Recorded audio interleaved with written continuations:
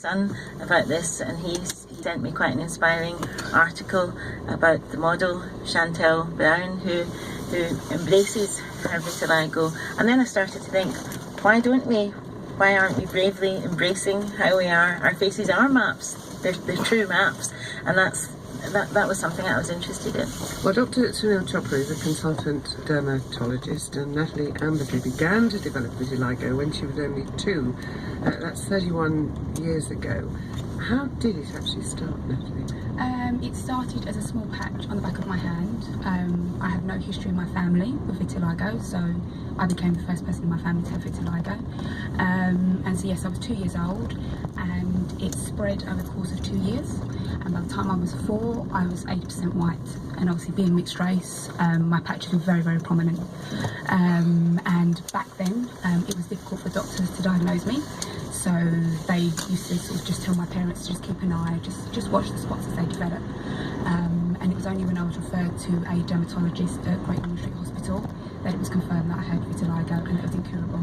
So Sunil, what causes vitiligo and hyperpigmentation? Do they come from the same cause? No, vitiligo is when your own immune system attacks your colour producing cells, whereas hyperpigmentation, which is increased pigmentation, is when there's increased activity of the colour forming cells and they produce more of the colour pigment called melanin. So they're opposites of each other. One is overactive colour formation and one is too little colour formation. But do we know why it occurs? I mean, first vitiligo in a 2-year-old girl, and then a woman in her 50s, shall we say? Yeah. Yes, you see, we don't know why the body suddenly decides to turn on the colour forming cells. There's lots of theories about this. One theory is that there's a problem with the nerves that supply the colour forming cells.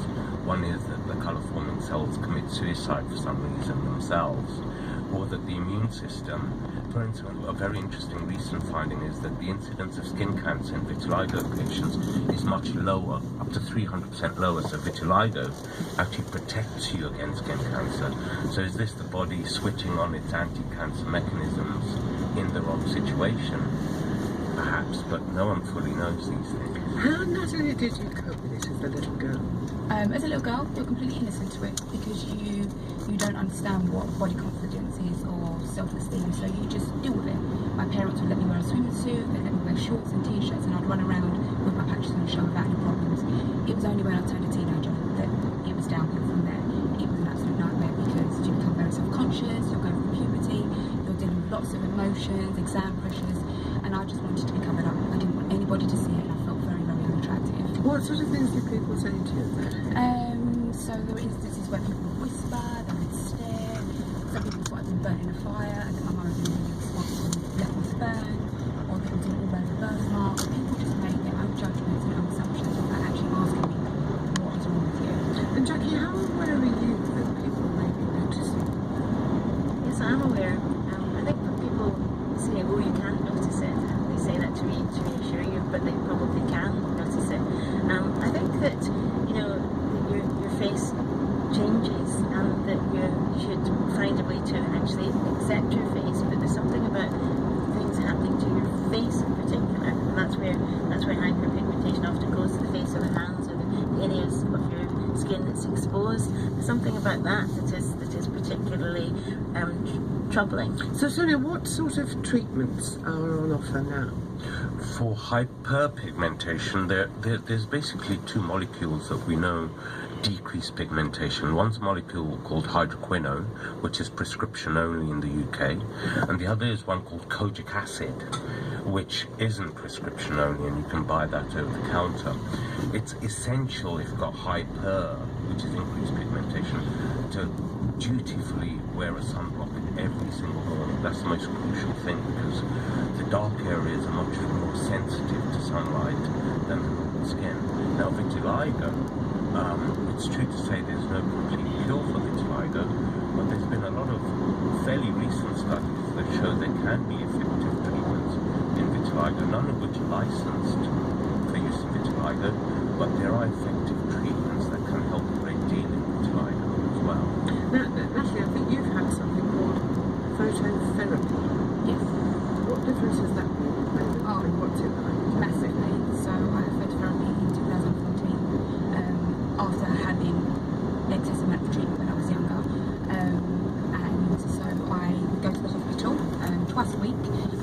and in a phototherapy booth, and UV light would be basically all over my body. I've done it for 12 months and I'm probably about 25% effective now, and obviously my self-confidence and my self-esteem has increased tenfold. I can go on the beach, I can wear a swimsuit and not feel so self-conscious about having my hands and my feet on show anymore. Was it a painful treatment? Not at all. There is risk that there were times when I got burnt, but I would wear sunscreen on my lips and the sensitive parts of my skin. But apart from that, being inside the phototherapy booth itself, no, because it harms. So how careful do you have to be with the kind of treatments that you recommended for someone like Jackie with the hyperpigmentation? Hyperpigmentation, there are effective treatments for, but yet again, no cure. They consist of combinations of treatments. I mentioned hydroquinone earlier on. It's combined with a vitamin A cream together, used at night. It does actually reduce the pigmentation quite considerably.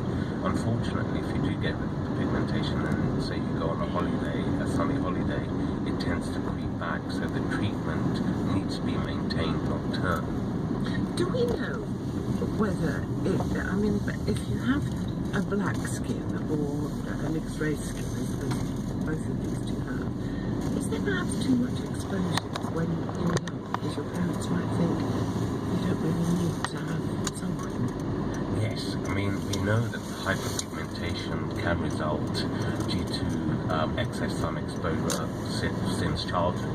You tend to bank all of your sun exposure from childhood onwards, and you're quite right. Even people of colour should be wearing sunblocks, because you see, as people of colour get older, there's less wrinkling as compared to Caucasians, but your ability to control your colour forming cells gets lost as you get older. Dr. Sunil Chopra and Natalie Amberdy, thank you both very much indeed. And a word to the wise, put lots of sunblock on your children, whatever their colour. Now, still to come in today's programme, when grief is complicated, should you or should you not attend a funeral at which you feel you don't really belong? And the serial Unsuitable Men with Familiar Smiles. And a reminder that Listener Week will be coming up on the 11th of July. That's when you decide what subjects we're going to cover. Do let us know as soon as possible what you'd like to hear us discuss. Send us an email, and don't forget to leave us a phone call. Now, refugees is another of your subjects, Jackie, and I think that had led to another commissioned poem. What happened?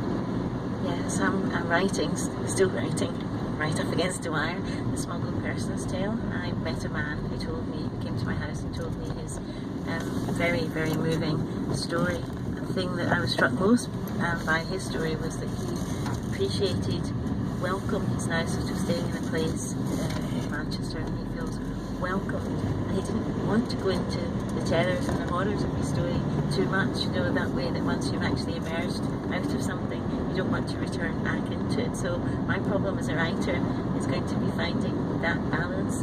The Refugees' Tales as themselves are a totally inspiring project, I think. Well, I think the first run of 3,000 copies of Refugees' Tales has already sold out. The poet Patience Akbabi wrote a poem about the story of Farida, a refugee from Sudan.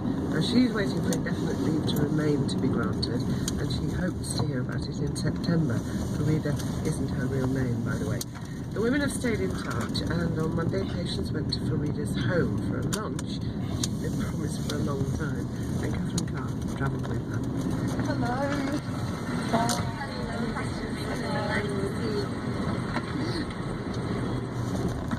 The first contact was through mobiles, actually. I was given Frida's mobile number, and I was quite nervous before ringing.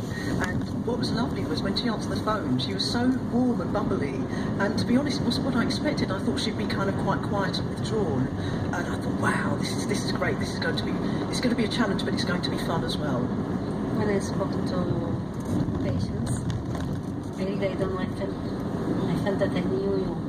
I don't know why I had that feeling, and I felt very comfortable. How did you prepare before you met her? I didn't prepare anything. I just went and saw her. So you're quite brave. Yeah. Yeah, life taught me to be brave. I'm working for 28 years, everywhere, very dangerous places. I've been to different parts of the world, Djibouti, Somalia, about Syria and Egypt. So I've been traveling. I think I've always been brave. What is your story? As any other refugee, being in a settled life in my country, loving my job, loving my family there. Some problems which forced me to leave my country and to come here. It's not home.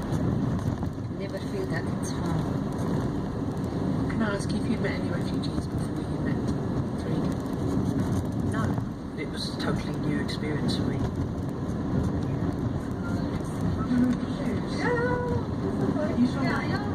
The Refugee's Tale was told to Patience St. Barbie.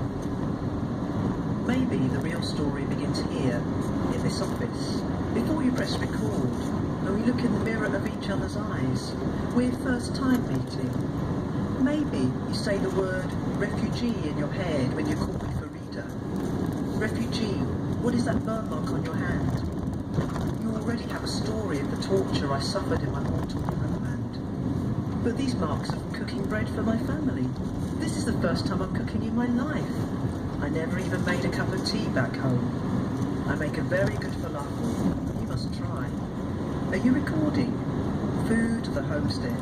Christians, Muslims, we bake the same flatbread.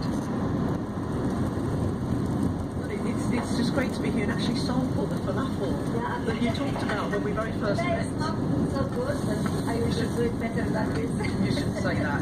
Well, to me, it's wonderful. It's just sharing the food. Okay, I changed my mind about poetry itself. I never thought that it's so powerful. If I read it as a story, it wouldn't have touched me like when Patience did it as a poetry. When I heard it, I felt that I'm saying this as if it is my words. I couldn't express myself like she did. It's as if you're sort of going inside somebody else's head, inside their heart. It's a very strange, very intense experience. And yes, you do feel, you know them within, that hour and a quarter of that interview was just mind-blowing. But then to then hear it over and over again afterwards, then to meet up, since it's almost like going the other way around. Normally you'd maybe take years to find out all that information. You're sort of getting it all. And I thought, I want all these words, almost exactly as they were said, to be in the poem. I remember when Farida heard me read it, she did stay to the end and she hugged me and she said, "It's me." I remember that I waited for you till you finished. I just remember that. It must have been quite a revealing process, telling your story to somebody Yes. and then hearing it back. Maybe you don't tell it to yourself again that often. I never stop telling it to myself. It's every night I think about